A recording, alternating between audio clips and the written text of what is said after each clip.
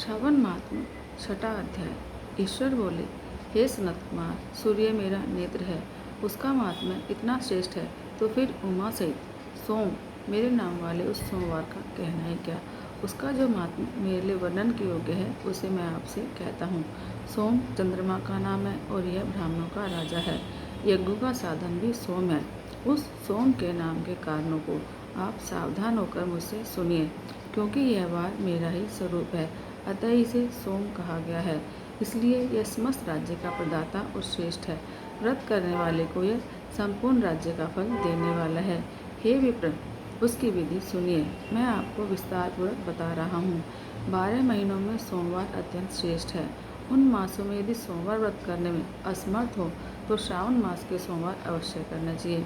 इस मास में इस व्रत को करके मनुष्य वर्ष भर के लिए व्रत का फल प्राप्त करता है। श्रावण में शुक्ल पक्ष के प्रथम सोमवार को यह संकल्प है कि मैं विधिवत इस व्रत को करूँगा या करूँगी। शिव जी मुझ पर प्रसन्न हो। इस प्रकार चारों सोमवार के दिन, और यदि 5 हो जाए तो उसमें भी प्रातःकाल यह संकल्प करें और रात्रि में शिव जी का पूजन करें।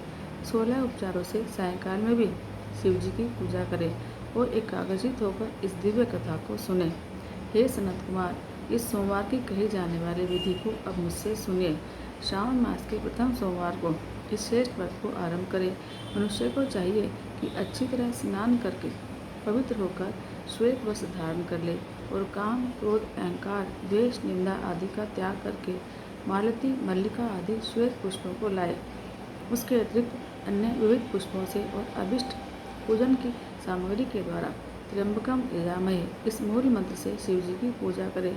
उसके बाद कहे, मैं शव, भावनाश, महादेव, उग्र, उग्रनाथ, भाव, शशिमौली, रुद्र, नीलकंठ, शिव तथा भवहारी का ध्यान करता हूँ। इस प्रकार अपने विभव के अनुसार मनोहर उपचारों से देवेश शिव का विधिवत पूजन करें। जो इस व्रत को करता है उसके पुण्यफल को सुनिए। जो लोग सोमवार के दिन पार्वती सहित शिव की पूजा करते हैं, वे पुनरावृत्ति से रहित होकर अक्षय लोक को प्राप्त करते हैं।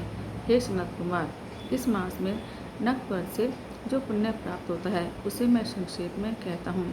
देवताओं और दानवों से भी अभेद्य 7 जन्मों का अर्जित पाप नख भोजन से नष्ट हो जाता है। इसमें संदेह नहीं करना चाहिए, अथवा इस अति उत्तम व्रत को उपवास पूर्वक करे।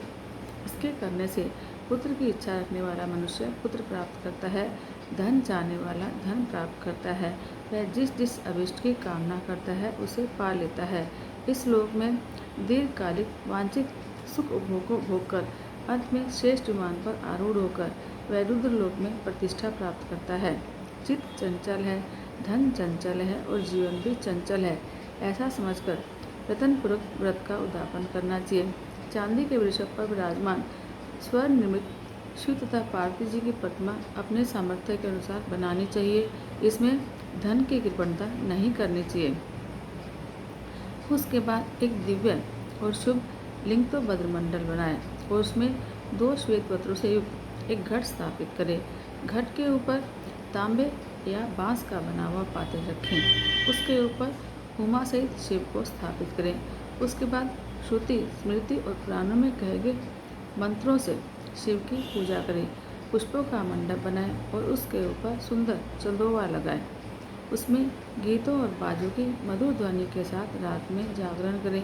उसके बाद बुद्धिमान मनुष्य अपने गुह्य सूत्र में निर्दिष्ट विधान के अनुसार अग्नि स्थापन करे और फिर शव आदि 11 श्रेष्ठ नागों से पलाश की समिधाओं से 108 आहुति प्रदान करे।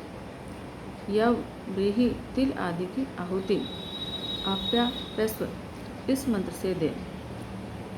बेल पत्रों की आहुति त्र्यंबकम अथवा षडाक्षर मंत्र ओम नमः शिवाय से प्रदान करें।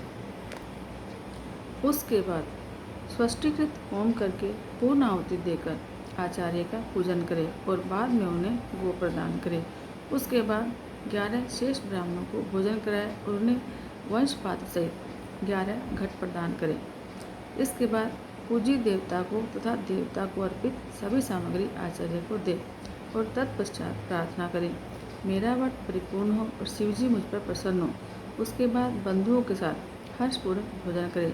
इसी विधान से जो मनुष्य इस व्रत को करता है वह जिस जिस अभिलाषित वस्तु की कामना करता है उसे प्राप्त कर लेता है और अंत में शिवलोक को प्राप्त होकर उस लोक में पूजित होता है।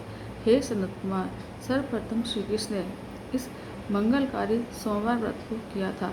श्रेष्ठ आस्तिक और धर्मपरायण राजाओं ने इस व्रत को किया था। जो भी इस व्रत का नित्य श्रवण करता है वह भी इस व्रत के करने का फल प्राप्त कर लेता है। इति श्री श्रावण मास मातुम छठा अध्याय संपूर्ण। हर हर महादेव।